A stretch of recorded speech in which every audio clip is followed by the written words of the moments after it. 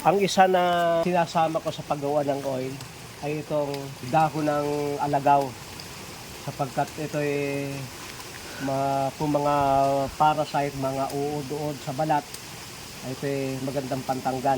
Alam niyo ba sa ating mukha ay mayroong mga bakterya na Makati, kaya nung panahon ng pandemic ay wag daw hihipo dito sa mukha at baka doon dumaan sa mata yung virus. Ang problema ay may mga kwan tayo dito na bakteryang Makati, ay para yun ay matanggal, kung kayo may nangangating mukha, kukuha kayo ng dahon ng alagaw at inyong ipukuskos.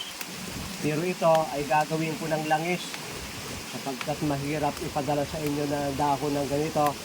Gagawin na nating langis at napakahusay ng mixture. Pangsama talaga ito. Sa pagsakit sa balat ang pag-uusapan.